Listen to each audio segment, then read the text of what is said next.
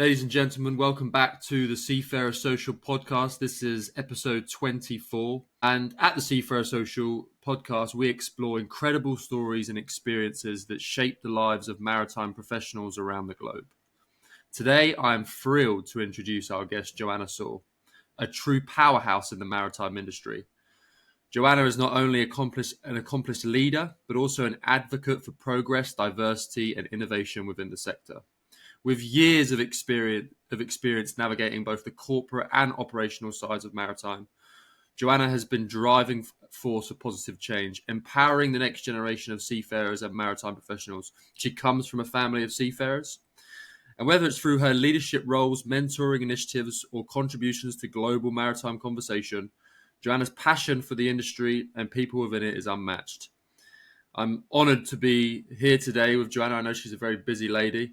And before we get into anything, I guess the first place to start is, how's things going, Joanna? Not too bad. Thank you, Carl. Thank you for having me. I'm delighted to be here, and especially in such a special time, close to Christmas. So there is lots of warm, fuzzy feeling around, and lots of reflections closing down the year and planning for 2025. So thank you so much for having me. I'm delighted to be here. No, it's absolutely my pleasure to have you because ever since I started my career in maritime, your face and your name was always one that I saw, whether it be online, whether it be at events, whether it be mutual connections we had. Everybody told me, you must speak to Joanna. She's really, really a fantastic character within the industry. And we had our first we met each other very briefly in Manila a few months ago, and we had a follow-up call afterwards. And I just thought, this is someone who has a wealth of knowledge. Obviously, as you told me, your father was a seafarer. You come from a family of seafarers. But also, without blowing, your trumpet too much, you're generally a really nice person. So I'm actually very much looking forward to just sitting down and having a great conversation with you. Oh, thank you, Carl. That's very flattering. I'm still learning every day, and I don't know anything else but shipping and maritime and people in shipping. So this is the right place to be. Well, let's talk about that. Let's go back to the beginning, because when we had our follow-up conversation, I was telling you about how I just become a father, and I was trying to figure out the balance of work and being a good parent. And you started to tell me a little bit about how your father himself was a seafarer, and you learned a lot from his ability to be able to balance, at a really intense job where you're away for long periods of time, as well as being a great father and making sure that when he was around, those moments counted. Could you talk to me a little bit about your childhood and what you remember from growing up in a family of seafarers? Thank you, Carl. Of course, my dad is a massive influence in my life to this day. But I was born into seafaring family, and from very early age, I don't know any different. So my dad was always at sea. He wasn't there where I was born. He was at sea, and from early age, I was lucky enough to sail with my dad. So I spent big of my childhood until teenage years sailing with my dad, especially around Mediterranean, North Sea and Baltics.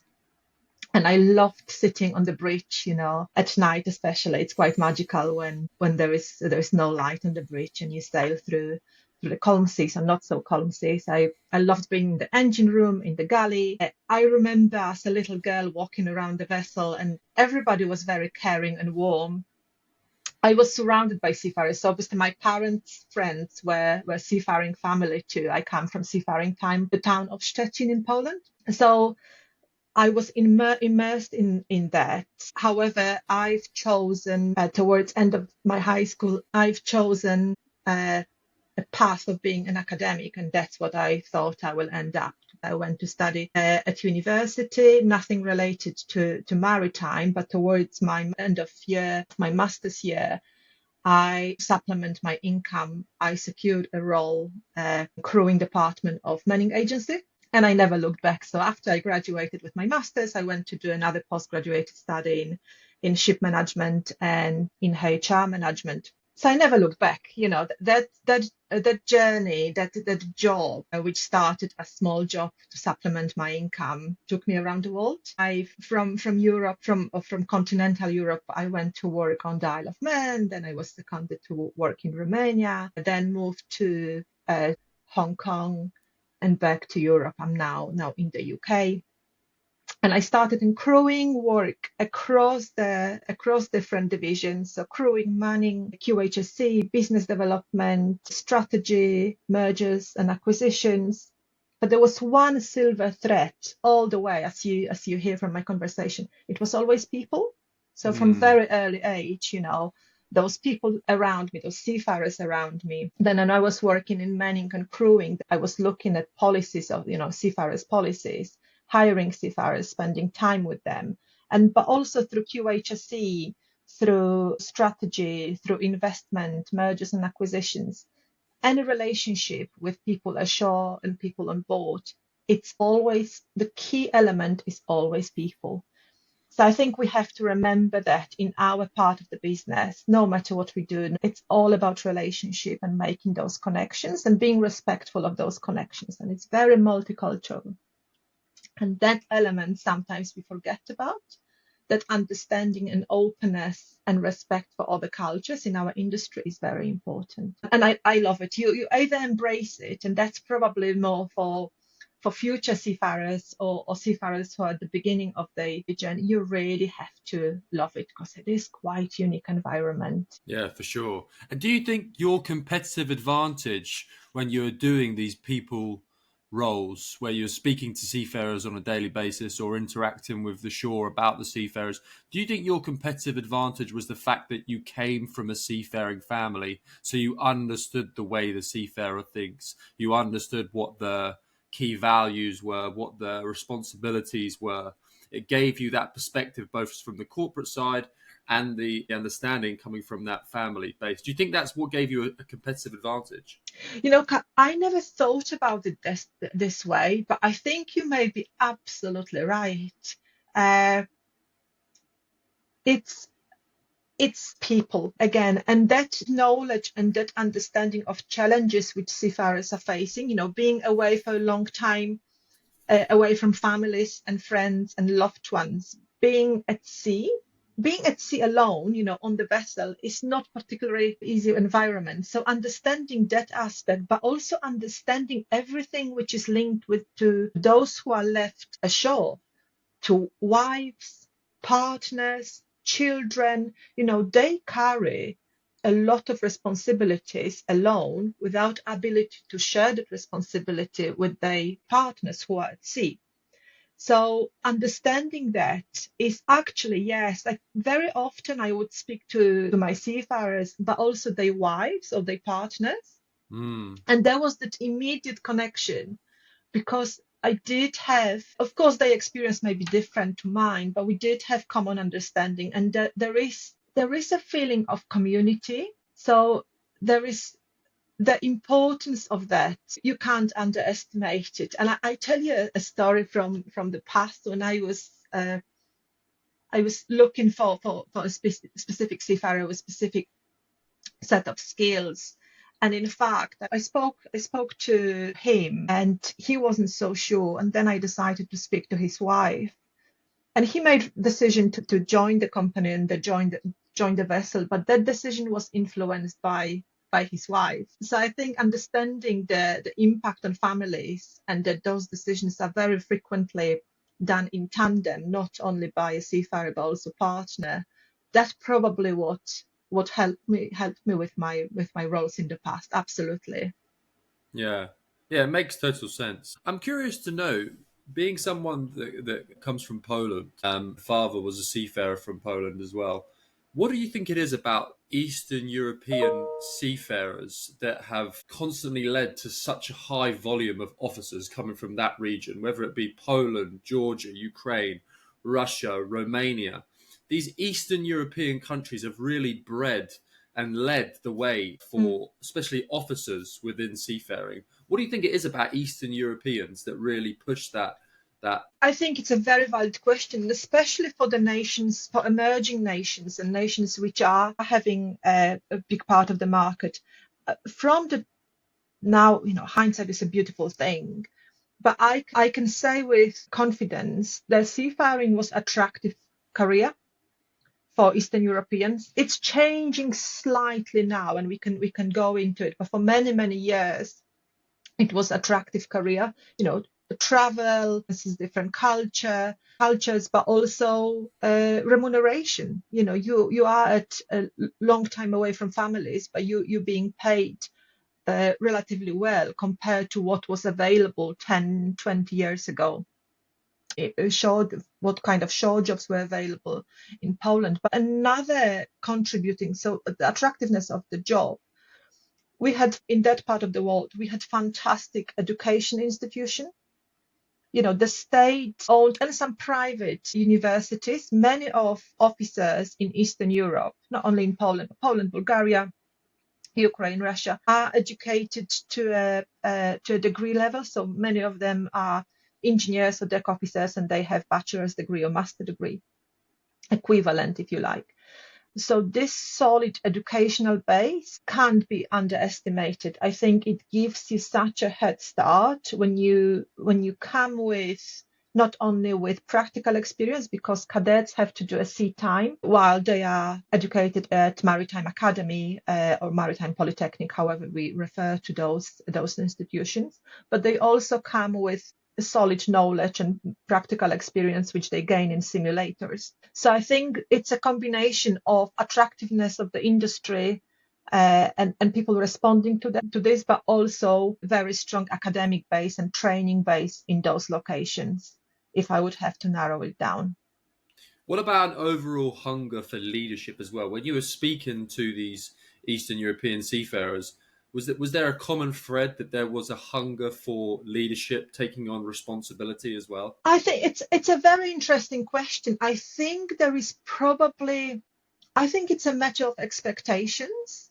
I do think that there are certain cultures, and this is very broad statement, may have different pressures on progressing, starting from cadetship, going to junior officer, then senior officers, and being a captain or chief engineer, becoming captain or chief engineer.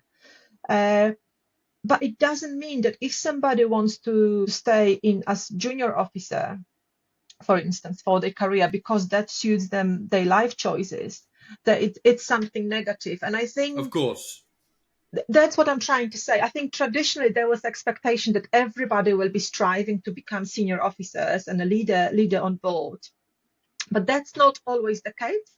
And I think we also have to have, and that there are various reasons, that it also have to be embraced. But some people need this little nudge. And I remember having very talented chief officer in my pool. He was fantastic, and he was reaching the point where many of his friends were becoming captain, and he didn't express any desire to become a captain. I had a chat with him, why not, and what is driving him. And he was very good with people, very good in his approach to navigation, to cargo, to safety.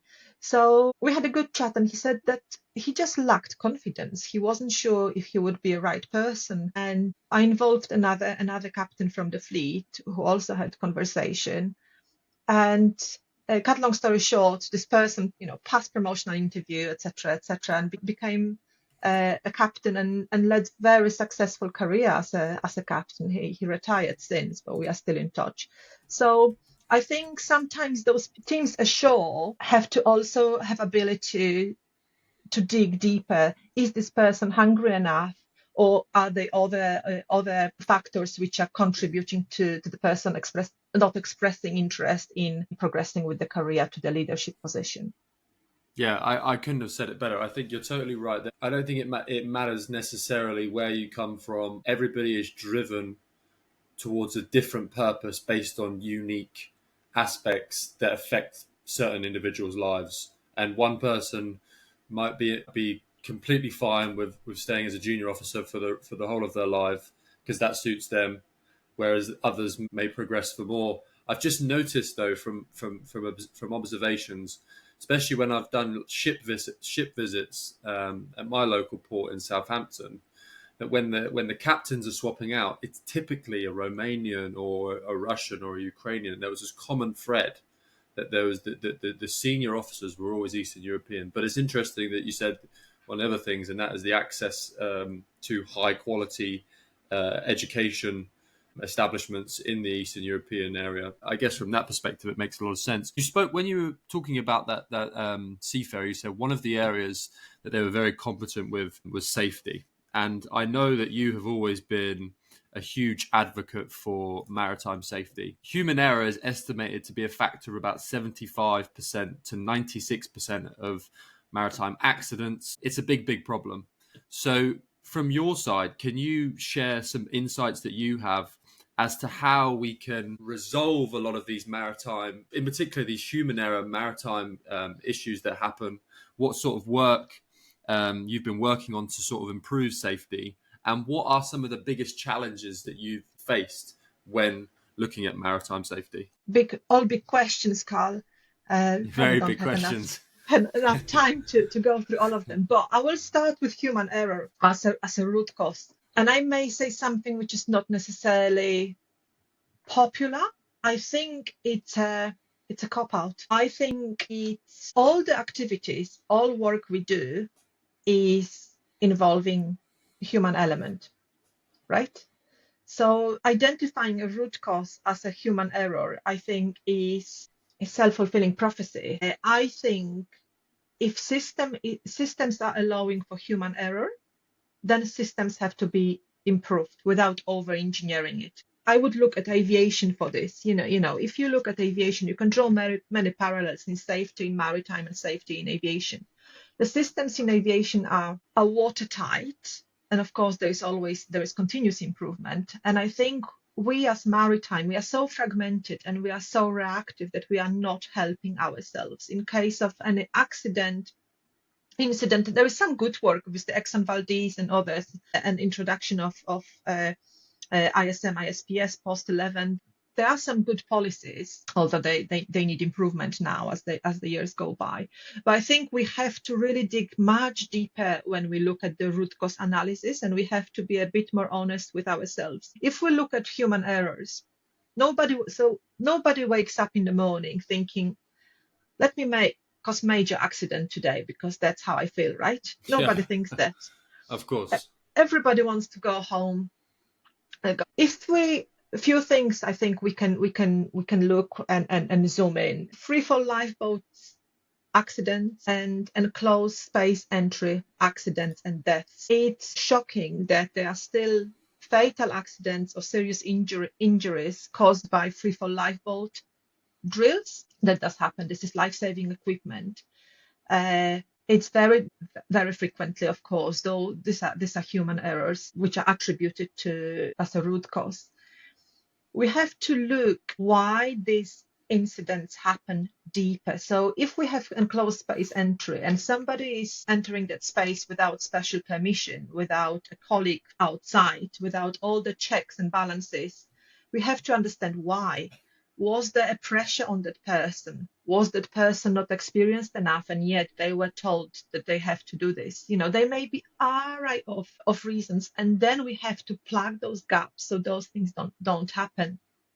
So I think we really have to look ourselves very closely in a mirror and look at improving systems which will eradicate those human errors, root causes. I think it's much deeper than training and education is essential. I can't stress how important it is to assure that all the people who go to sea, officers and ratings, are aware of importance of safety. Safety culture is very difficult to implement too, because culture is very difficult things, right? And so we can discuss it separately, but I can't stress how important is training prior to joining. Yet when it comes to operational budgets of operators and ship managers, it's only a small percentage of overall budget which is spent on training. Yeah, relatively small. Yes, so wow. 50% of total operational cost of the vessel is attributed to crewing, 50% to technical, roughly. And only a small percentage of that is spent on training. And usually training, when times are hard and you're looking at being competitive, usually training budget is squeezed further. We can't be doing this. This should be looked at by charterers. They should be looked at by oil majors when they are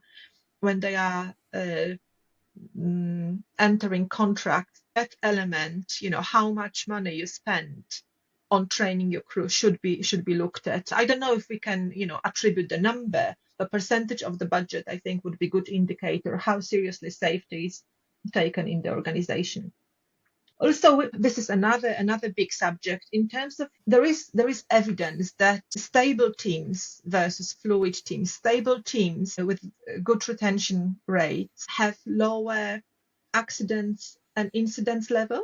Having crew on permanent contracts is a little bit more expensive than having crew on hire contract only, but yet it has positive effect on safety record of the company.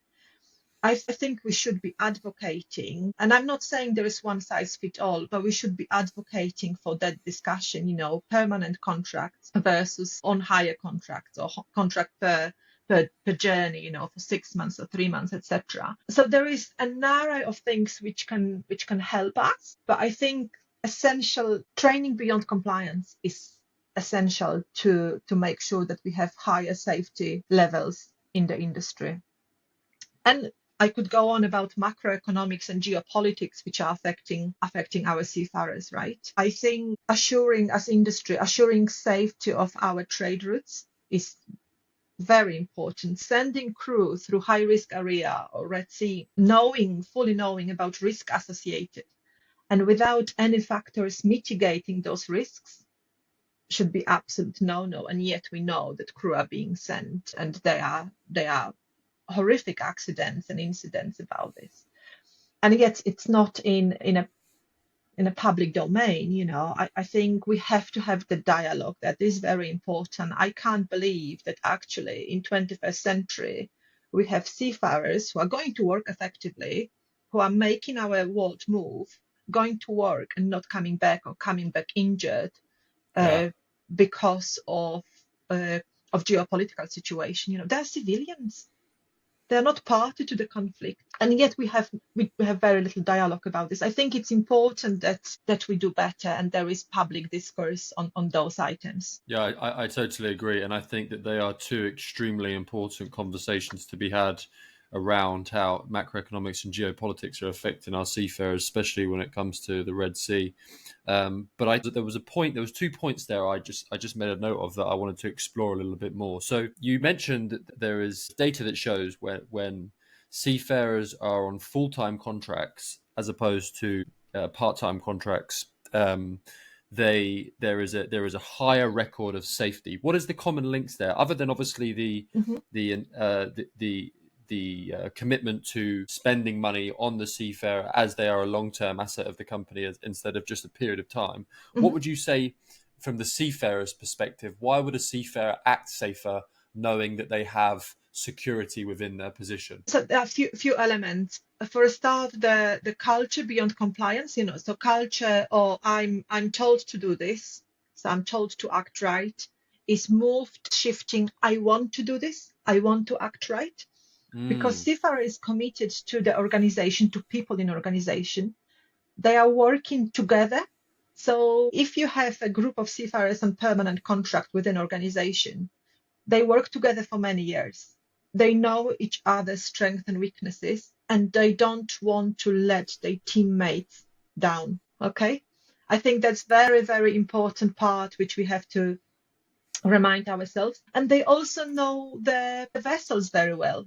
So if you have a fleet of, it can be 400 vessels, it can be 10 or 20 vessels. And if you spend 2 years on and off on the same ship, there is complacency element which may set in too, because you see the cobwebs, but there is also very important element of knowing that ship intimately. You know the spare parts which were ordered, 2 contracts ago. You know what is where. You don't have to spend time on learning quality management system because you know that quality management system, you just go through refresher. So all those elements, it's like coming back to familiar environment. And there is also trust, unless you have toxic culture, which is yet another conversation, right? But we can assume safely that most of those organizations have strong organization culture, strong safety culture, and it's more positive than negative. So all those elements play massive role.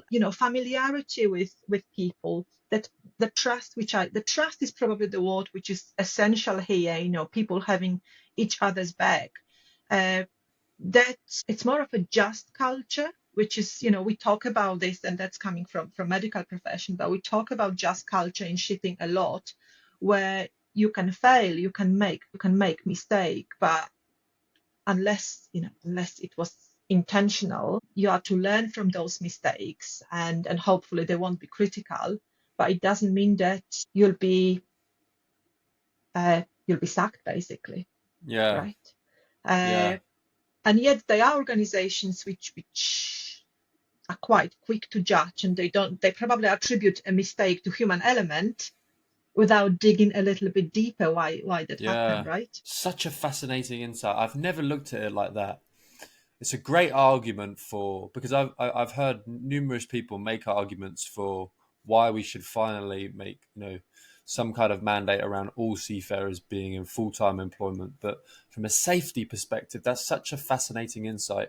When seafarers feel more secure within their employment, they invested more into their crew, they develop a longer term relationship with their crew, they become familiar with the vessel, they understand the fleet of vessels, and they have the trust, but they feel like they have the trust from the shore side as well, which Absolutely. ultimately leads to an I want to be safer mentality instead of I have to be safer mentality. That's such an interesting insight. The other thing I wanted to ask you about, coming from the world of training, was technology. I know people talk about technology all the time, and there's always some new tech business within the maritime space that's raised money and has the next best thing for seafarers from a training perspective. But from your side, especially of the work you do at Maersk, training, etc., what sort of exciting technological innovations have you seen that you really think could have a positive impact on seafarer training regimes? So there are 3 elements which I think will revolutionize our industry. That's a difficult word at almost 11 in the morning. Digitalization, and by that I mean data available on board and translated to tangible things, tangible knowledge, and transported to the shore. The connectivity. And I could talk about new fuels because that's essential for decarbonization and very important part of the journey. And that's another reflection of mine. Do we educate seafarers of future? There is no legislation on new fuels regime except of low flashpoint fuels, and I think that's something. And because we are led by legislation and compliance very often, I think seafarers are left behind.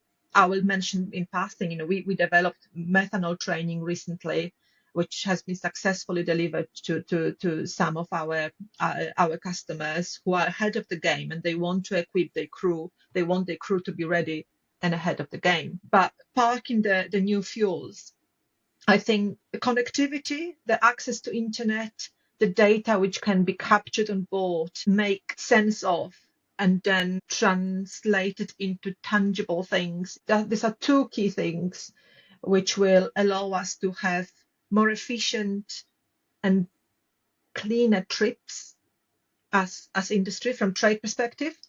Connectivity, I think it's fantastic that seafarers can be brought into 21st century. I remember conversations 10, 20 years ago about managing internet access and maybe switching off internet access on board when there is an accident, so people don't leak any information to the shore, etc., etc. I think it's very interesting conversation. I think Genie is out. Okay. I don't think we can control people in that way, people on board. That's not kindergarten.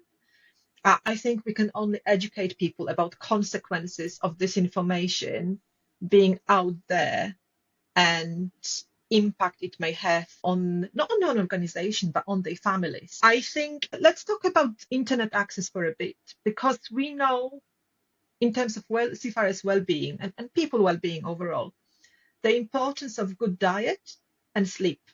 Sleep is essential to our health, right? Whatever we do, good rest is essential. We know about obviously being on board of the vessel. You work in shifts, to translate it to shore language, and yet you have work rest hours to comply. And if it's real compliance or not, that's a different conversation.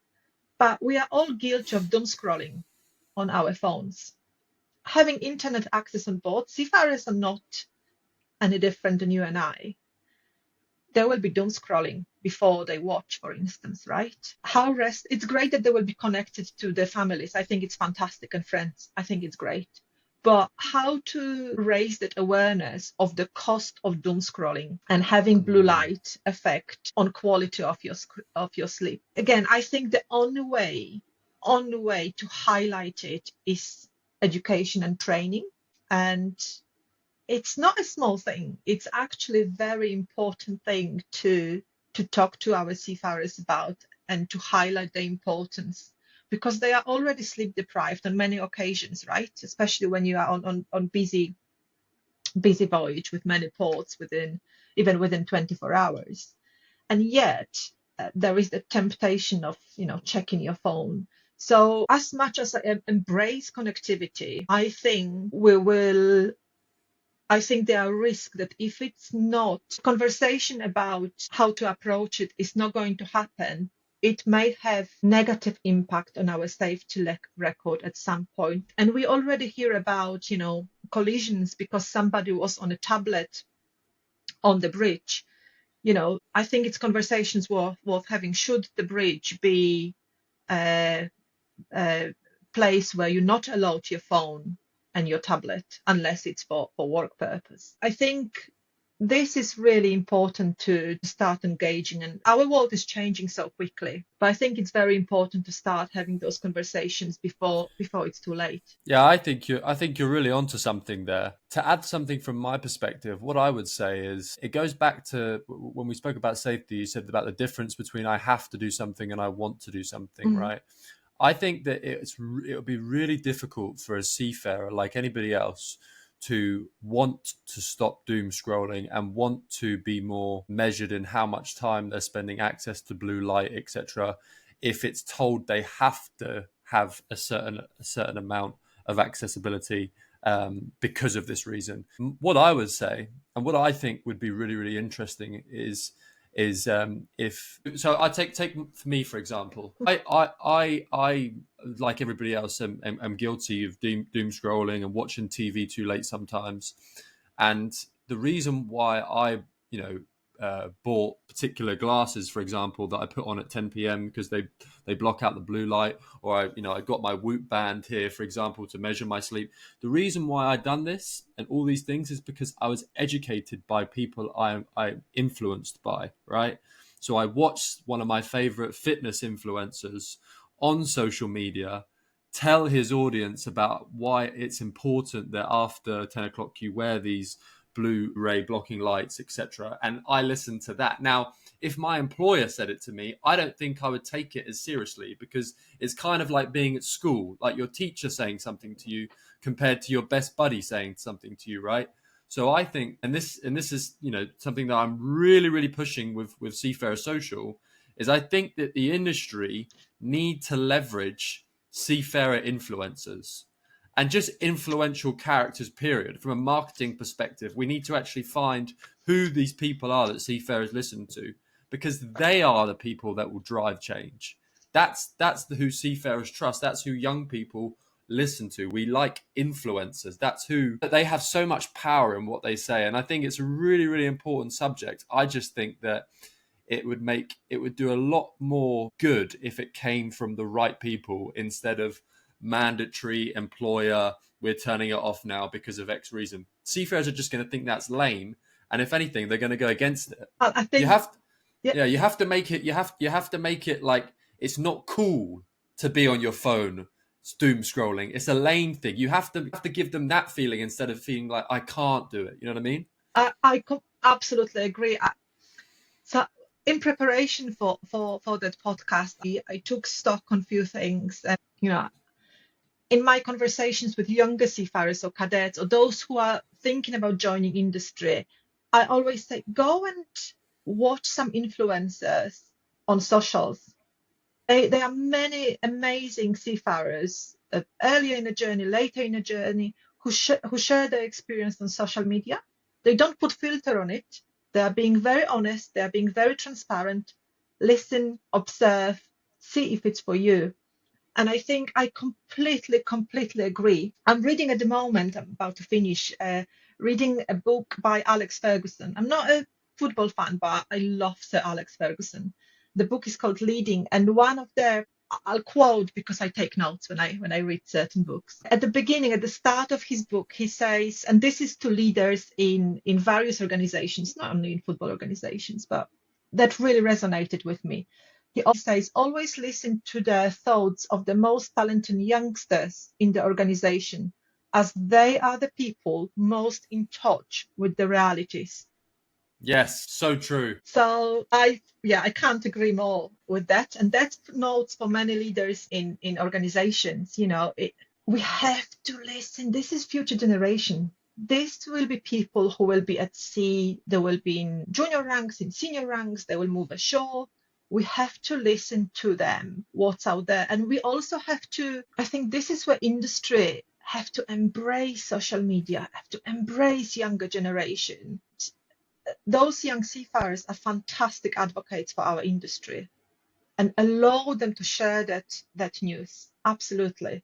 And I think they will be much better at telling the story and sharing what's right, what is the right thing to do, what is the right approach, than somebody like me. Well, that's it, Joanna. And I think there has to be a strategy behind the understanding of using social media on board. I think that I think the issue, so from somebody who comes from a different industry, I come from the advertising world.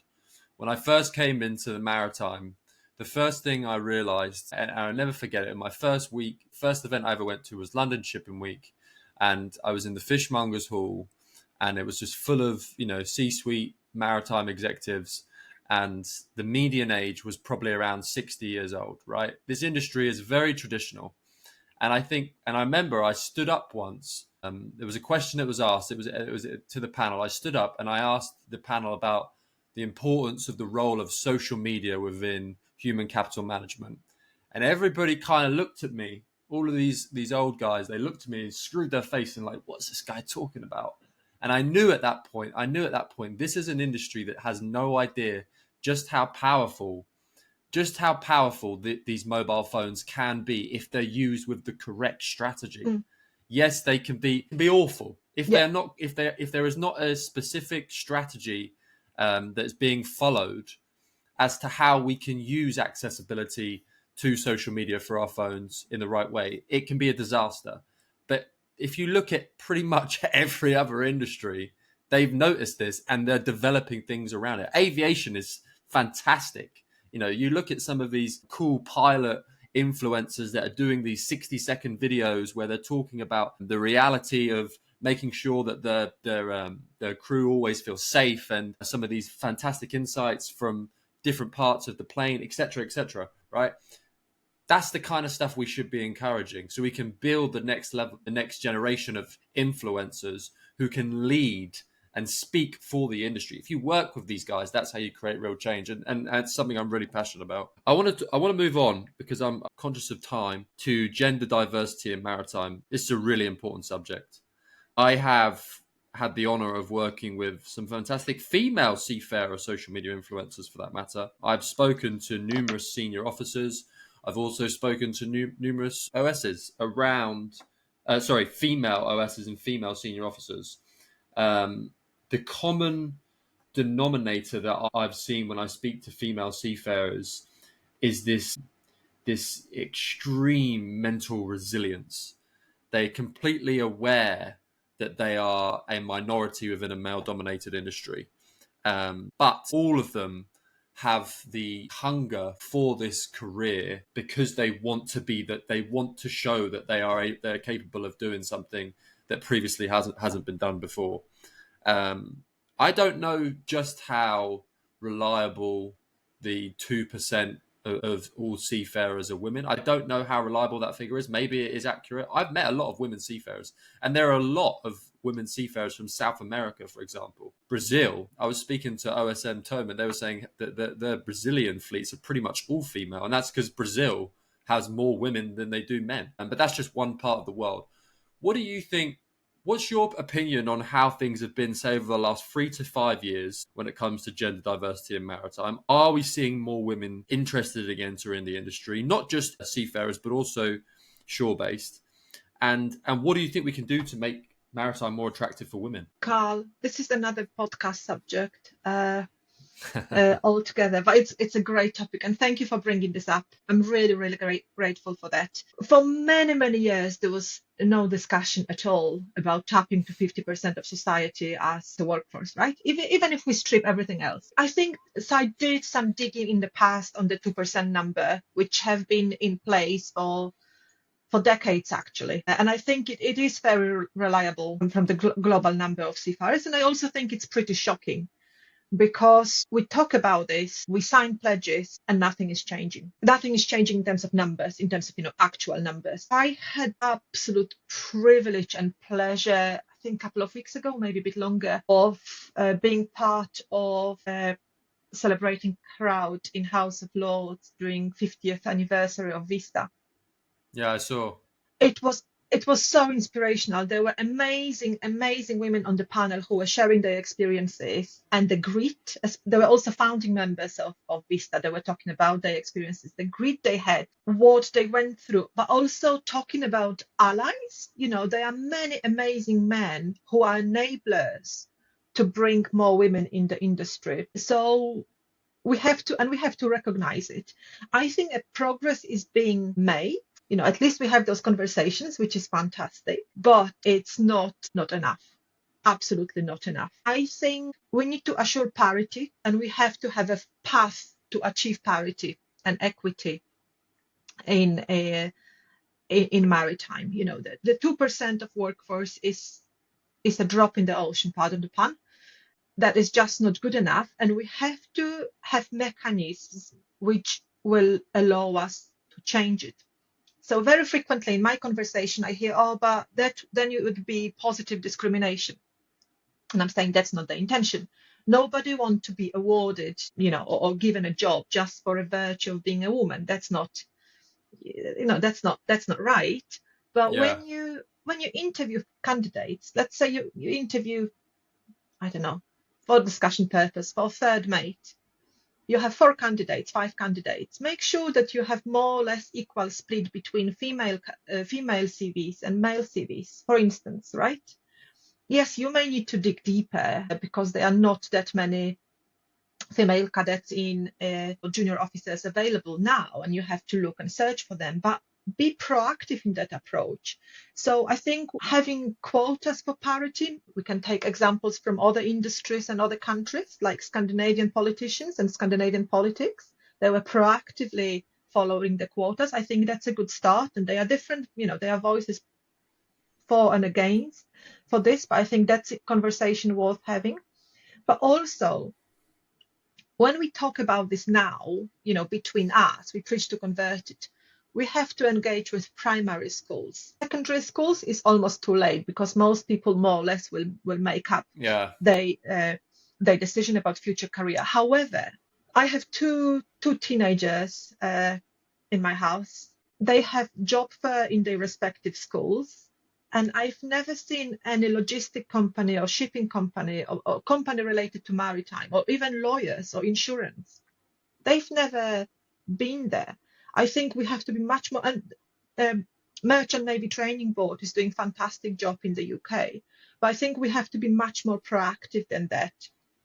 And, I agree. And we can build up, because without that engagement with primary, secondary schools, attending job fairs, we are losing the whole generation of people in the UK and beyond, I think that's important to recognize. We are an island in the UK, right?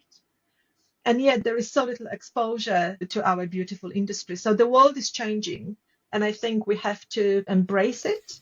And I think we have to start running a little bit faster and start doing things instead of just talking about them. Yeah, I totally agree. I've always thought it's quite astounding when you think that 50% of the world's talent has no idea that this career even exists and Mm, the possibilities they have.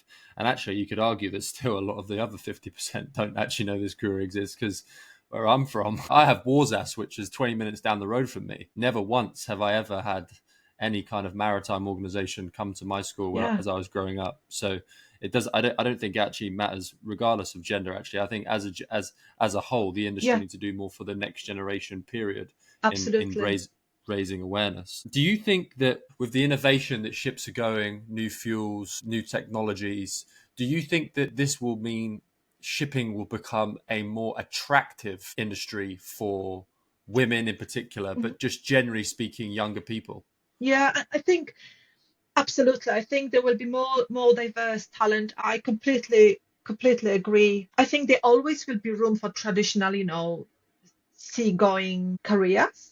But I also think there will be opportunities for shore-based, maybe more technical operator kind of careers. When you analyze data, when you look at behaviors and risks of unmanned vessels or vessels with, skeleton crew, I think there will be loads of opportunities as technology is advancing and as our industry is changing. What is linked with that? Going back to sustainability and the change in the industry. So with deep sea vessels, there will be room for traditional seafarers.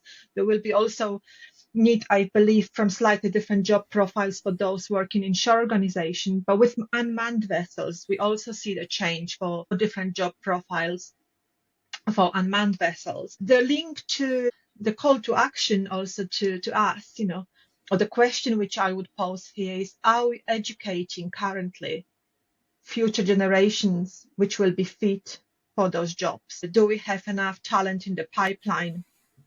Are our curricula in educational institutions, in training institutions, up to date to feed into that pipeline for future? I think that's really big questions. Or will we be competing with STEM alumni uh, who will be then transferred to those jobs, which require slightly different set of skill than traditional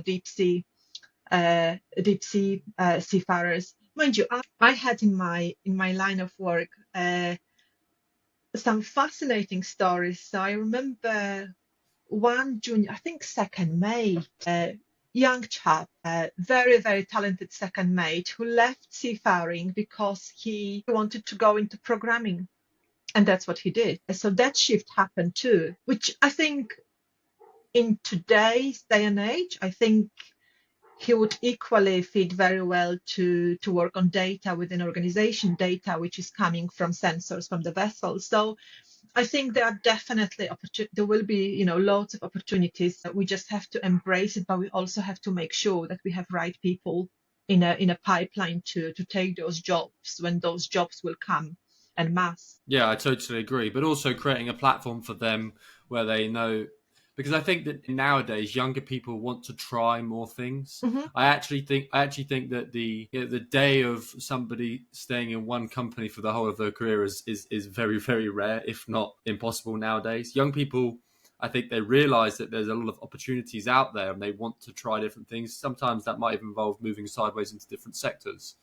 So I think actually what would be more appealing for, and what could actually possibly encourage talent to stick around for longer periods of time, is if companies, they continuously invest in training into their talent, knowing that yes, perhaps they could move sideways. But again, it comes back to that trust thing. There's a commitment between the talent and the employer that this company cares about me and wants me to be the best I can possibly be, and gives me the platform to be able to enter into different opportunities. So be it, and that applies for both genders as well. I wanted to talk to you a little bit about leadership. I think leadership is a really important subject within seafaring. And the reason why I say that is because I spend a lot of my marketing budget for my business going to many of these maritime shows. We met at one actually, but I've gone to many others around the world. And one of the reoccurring things I see is that typically these events, they have the same faces, same names, and it's usually from LinkedIn in the corporate world, and very few seafarers. And typically the seafarers that are there will be a selective bunch of captains who typically have now moved to shore-based work.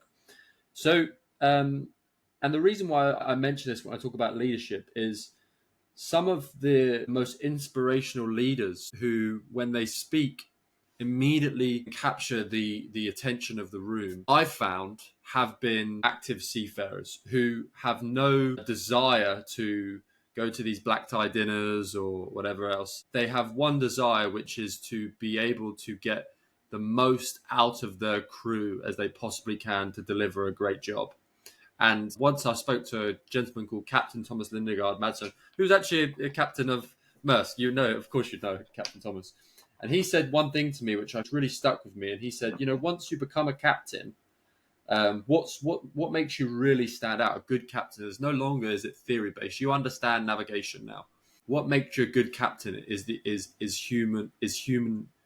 ability to be able to manage humans in the most efficient way. And that is what makes an outstanding captain. Going back to my question, from a leadership perspective, what can we do as an industry to work with our seafarers, work with our senior officers, and also other ranks who aspire, who have great leadership qualities? What can we do to work with our seafarers, maybe even put them in front of some of these corporates to really drive leadership within the maritime industry? Very, very, very good question. I echo what you said, Carl. I think our seafarers are, and this is such a cliche to say, but they are silent heroes. I'm one of those people who is frequently at various events, and I echo what you said. There is not enough seafarers. I advocate, and this is my plea probably to producers of those conferences: involve active seafarers, have them on panels. Of all ranks, absolutely. Those experiences and sharing their insight is so important, is crucial to us. I think that there are a few things we can do, and we can do almost immediately. If you look at owners and managers, I think Maersk is quite unique by having him as employee representatives, if I'm not mistaken, in the boardroom. Yeah, that's right. He's part of the boardroom, yeah. I don't recall, and I'm happy to be corrected, any other organization who has active seafarer present in the boardroom. And I think it can be, you can change those people every few years, just like you do with trustees of the board, for instance. I think that should be a good practice to have active seafarers advising the boardroom, because it gives different lens. It's so important. So I think that could be a first step. A second step was what I mentioned in context of gender diversity, making sure that those quotas or the ambition to have a male and female at interview level is fulfilled and followed. Beyond words, it takes some work, but I think that is also important. I think bringing seafarers to the table is essential. I sometimes feel, and it also would give them different perspective. Sometimes they are conflicting levers in the shore organization and on board of the vessel, and it is a challenge. But I think bringing people to the boardroom is important. That probably would be quite a change. I also think something very simple, and I was inspired by one of my conversations during Crew Connect recently. When we introduce any kind of policy, we are quite reactive as industry. Let's say there was an accident on board, we introduce policy on board, assuring that seafarers will sense check it. Does this new policy make sense? Decisions which we make ashore don't always translate very well into actions on board. I agree. Yeah, quite often we speak on behalf of the seafarer. Yeah, precisely. And seafarers must have a voice. They should be a leading voice, actually. We have to listen and we have to bring seafarers to the table. I would use word of empowerment. I don't like word empowerment because it means that somebody was dispowered at some point. But bringing seafarers to the table, I think, is essential. And again, that links into this question about permanent contracts and contract for the voyage, right? For instance, because when you have high turnover of staff, then it makes it quite tricky to bring somebody from the sea to the boardroom. So it's Yeah. quite a beast, but I think it's possible if we do it in a meaningful way. I personally, talking about, I have one North Star in my life. I always had, and I didn't verbalize it probably before, but the whole conversation was that I have a bit of a skin in the game here, and whatever I do is to support seafarers. So I'm asking myself a question: is this going to make life of seafarers better or not? And if life of seafarers are made better, usually life of organization is made better too, right? So that's Yeah, the North Star. totally. It's very, very simple. But we also, as industry, I think we may come. This is quite difficult. I wonder how it resonates with the. We may come a bit patronizing sometimes to seafarers, and I wonder if that's what you hear from seafarers, because each and every person on average need autonomy, mastery, and purpose, right? We are all driven by those three elements on various levels.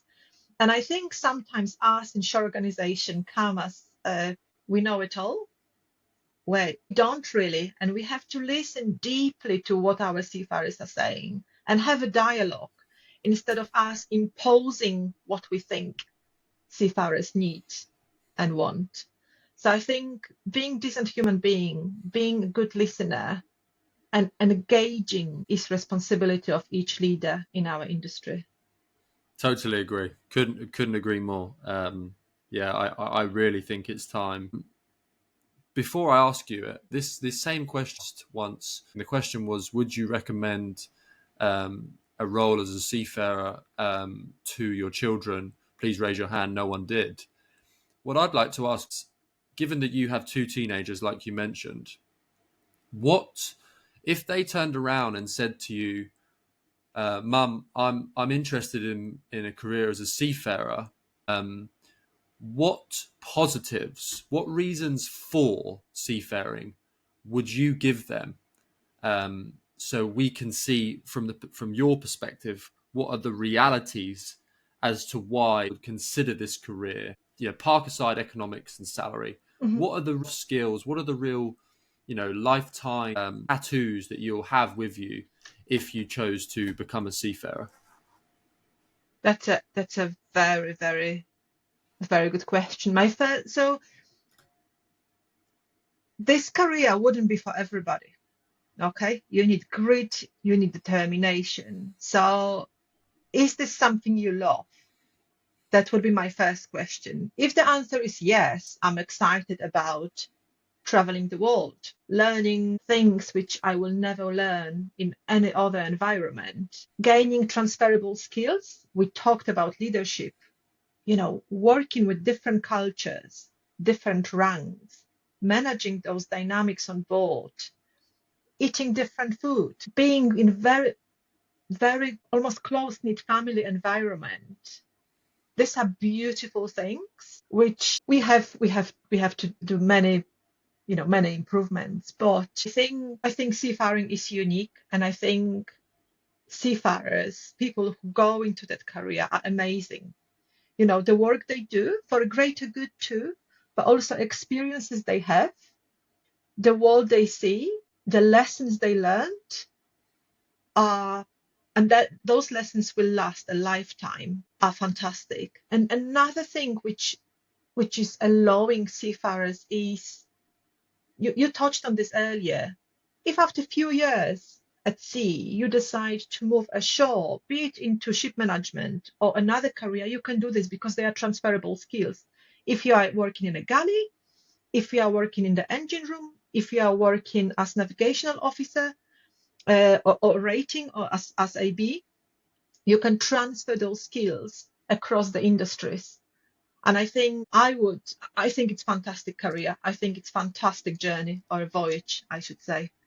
And I think seafaring and maritime is full of amazing people. I hope that when you went to Crew Connect this year, especially, I felt there was very positive vibe of community, and that's what maritime and that's what seafaring is for me. Architecture whole life. She's retired now. So she was building vessels all her life, or being involved around the building of vessels. And she said something which really stuck. And she said, whenever I spoke to the seafarers that went on these vessels I was building, the one common way is discussed, especially in today's world of technology and predictability, is seafaring is truly the last adventure on planet Earth. Everything else is predictable now. You know, you can see what's about to happen because it's somewhere online. Seafaring is truly one of the world's last adventures, and I think that's a fantastic marketing campaign alone. Absolutely.